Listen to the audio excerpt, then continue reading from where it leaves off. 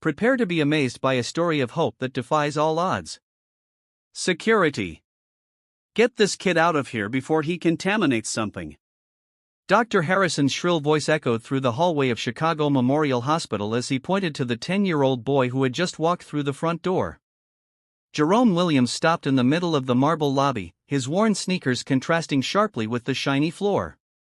He had walked 12 blocks in the freezing November rain to get there, but it wasn't the cold that made his hand shake.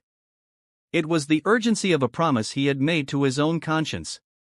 "Please, sir," Jerome said, his voice calm, surprising everyone. "I just want to help the girl in the wheelchair. I know how to make her walk." Dr. Harrison, head of the pediatric neurology department and heir to a medical dynasty that went back 4 generations, looked at the boy as if he were a stain on his immaculate lab coat. "Didn't you hear me? I called security. Street kids don't come in here and tell doctors how to do their jobs." At 45, Dr. Harrison had built his reputation treating only the children of Chicago's elite. His specialty was telling wealthy parents exactly what they wanted to hear, even when there was no hope left, especially when it came to the daughter of the powerful Dr. Michael Foster, chief surgeon and the hospital's largest donor. "The girl has been in physical therapy for 3 years and has never taken a step," Jerome continued, ignoring the approaching security guards. "But I can help. My grandmother taught me."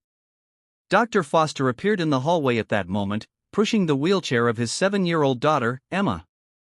The girl, born with cerebral palsy, watched everything with wide, curious eyes. When she saw Jerome, something inexplicable happened. She smiled and stretched her little arms toward him. "Emma, no," Dr. Foster whispered, pulling the chair back. "Let's go to the session." But Emma pointed at Jerome and said her first clear word in 2 years. "Friend." The silence that followed was deafening. Dr. Harrison felt a twinge of irritation at the girl's reaction. In the 3 years he had been treating Emma, she had never shown any interest in anyone or any treatment. Jerome knelt down to the level of the wheelchair, his eyes meeting Emma's. "Hi, princess. Do you want to learn how to dance?" "Enough," exploded Dr. Harrison. "Security, remove this boy immediately. And you," he pointed at Jerome. "If you show your face here again, I'll call the police." Jerome stood up slowly, but before he was escorted out, he whispered something that made Dr. Harrison's blood run cold. "Doctor, I know exactly why Emma never got better, and I know you know, too." As the security guards led him to the exit, Jerome kept his gaze fixed on Dr. Harrison. There was something in those eyes that didn't belong to a 10-year-old boy. An ancient wisdom, an unshakable determination, and even more disturbing, the quiet confidence of someone who holds secrets too powerful to be revealed at the wrong time. Get ready, this secret is about to change everything. If you're enjoying this story of courage and determination, don't forget to subscribe to the Black Voices channel to find out how a simple moment of humiliation would become the catalyst for a revolution that would forever change the lives of everyone in that hospital. 3 days had passed since Jerome had been escorted out of Memorial Hospital, but Dr. Harrison couldn't get those words out of his head. "I know exactly why Emma never got better, and I know you do, too." What the hell did that kid mean by that? Harrison tried to convince himself that it was just the ravings of a disturbed child, but something in the certainty of those eyes bothered him deeply. On Thursday morning, he arrived at the hospital and found Jerome sitting on the steps of the main entrance, as if he were waiting. The boy made no attempt to enter. He just watched the comings and goings through the glass doors with the patience that belied his age. "Haven't you called the police yet?" Harrison asked sharply of the security guard at the front desk. "He's not causing any trouble, doctor. He just sits there. Technically, the sidewalk is public property." Harrison felt a twinge of irritation. This boy was clearly trying to provoke him, and it was working. During Emma's physical therapy session that morning, something strange happened. The girl, who was normally apathetic and uninterested, kept looking toward the window. When Dr. Harrison followed her gaze, he saw Jerome outside, watching through the glass. Emma began to fidget in her chair, trying to communicate through gestures. It was the first time in months that she had shown any kind of urgency or desire. "What's going on with her today?" asked Dr. Foster, noticing the change in his daughter's behavior. Just a phase, Harrison replied dryly, closing the curtains on the window. Maybe we should adjust her medication. But Emma didn't calm down. On the contrary, she began to cry. Real tears of frustration that Harrison hadn't seen in years. It was as if she was desperately trying to communicate something that no one could understand.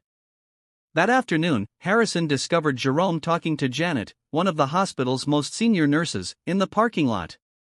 The scene angered him. "Janet, you were instructed not to interact with this child."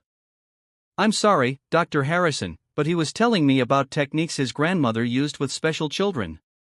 "It's fascinating, actually." "Fascinating," Harrison almost shouted. "He's an uneducated child who lives on the street." Jerome turned calmly to Harrison. "Doctor, my grandmother was Lily Williams. She worked at this hospital for 30 years in the pediatric neurology department. Perhaps you remember her." Harrison's blood ran cold. He remembered Lily Williams very well. One of the most respected nurses who had ever worked there, known for getting extraordinary results with cases considered impossible. She had retired 15 years ago and had recently passed away. That's not possible," Harrison stammered.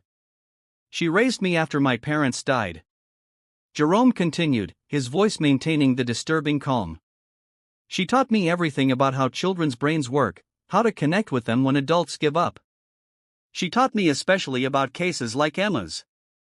Janet looked between the two men, feeling the tension in the air. "Dr. Harrison, if he really is Lily's grandson." "Enough," Harrison exploded. "I don't care who he claims to be. Children do not treat patients in this hospital." Jerome took a step forward, and for the first time, Harrison saw something other than calm in his eyes. A quiet challenge.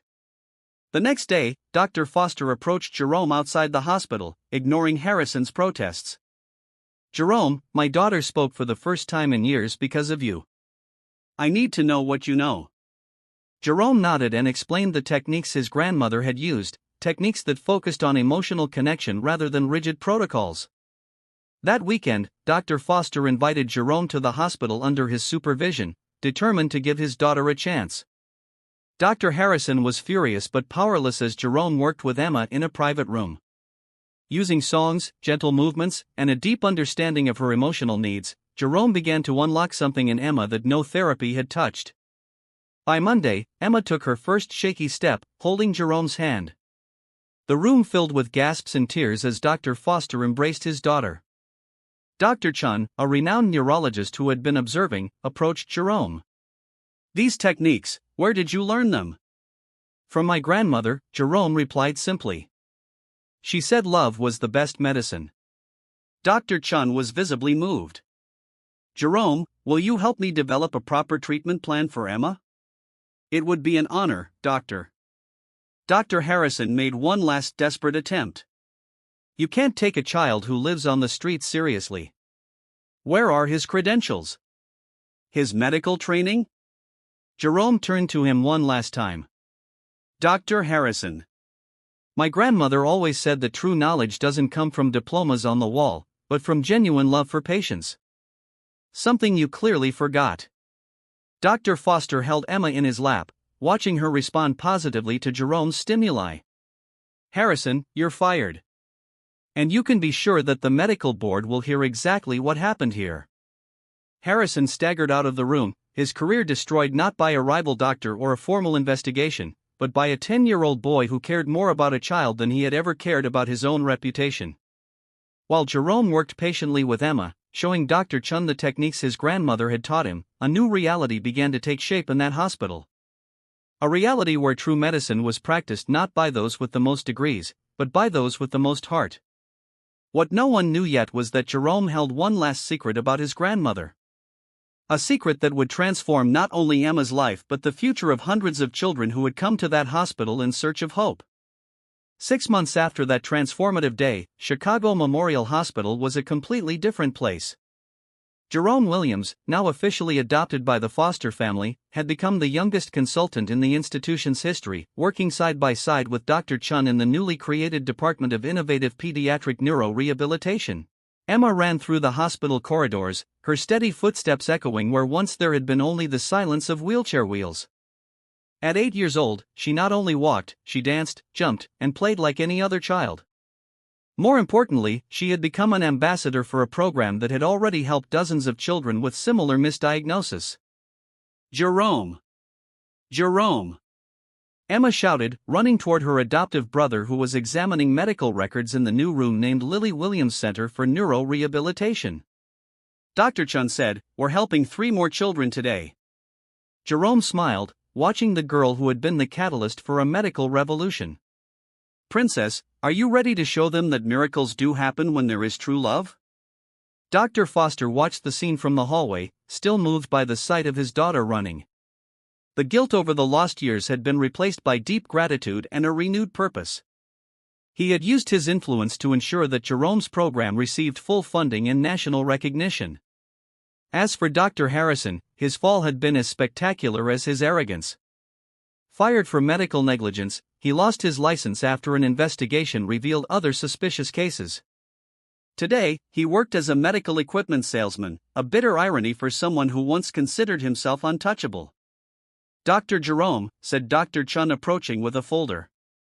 5 more cases have come in of children that other doctors said would never walk. Their parents traveled from other states after hearing about our work. Jerome took the folder, his eyes shining with the same determination he had shown on that first day. "We're going to help all of them, Doctor." It was then that Dr. Chun revealed something he had discovered in Lily Williams' personal files. "Jerome, did you know that your grandmother left behind a journal with techniques she developed over 30 years? Techniques that were never officially documented because she knew the traditional medical community wouldn't be ready to accept unconventional methods." Jerome was silent for a moment. "She always said that true knowledge was something that was passed from heart to heart, not from book to book. This journal," Dr. Chun continued, "contains observations on over 200 cases of children she secretly helped over the years. Cases the doctors had given up on. But she healed using love, patience, and techniques she learned by observing the children themselves." Dr. Foster joined the conversation. "Jerome, your grandmother didn't just save Emma. She left a legacy that will save thousands of children." At that moment, Emma ran up to Jerome and hugged him. "Thank you for teaching me how to walk, brother."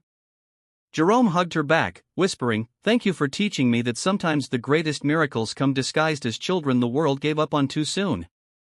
Today, 3 years later, the Lily Williams Center is a national leader in pediatric neuro-rehabilitation. Jerome, now 13, is studying medicine in a special program for gifted students, but he never stops working with the children who come to the center. Dr. Harrison continues to fight to rebuild his career, but he has discovered that reputations destroyed by arrogance and prejudice are much harder to repair than medical diagnosis. He lost not only his job, but the trust of an entire community that discovered how it had underestimated the power of truth in the hands of a determined child. Emma Foster, now 11, is studying to become a pediatrician. She wants to give back to all the children who were once considered lost causes just like she was. Jerome learned that the greatest revenge against prejudice is not anger or resentment, but the quiet success that transforms lives and proves that greatness has no color, social class, or age. He turned the humiliation he suffered on his first day into fuel for a revolution that changed the lives of hundreds of families. The plaque at the entrance to the Lily Williams Center bears a phrase that Jerome chose himself. "Here, we believe that every miracle begins when someone refuses to give up on a child." Dr. Chun always says to anyone who will listen.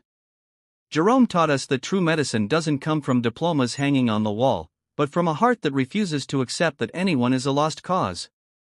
Have you ever been underestimated by someone who thought they knew everything about your abilities?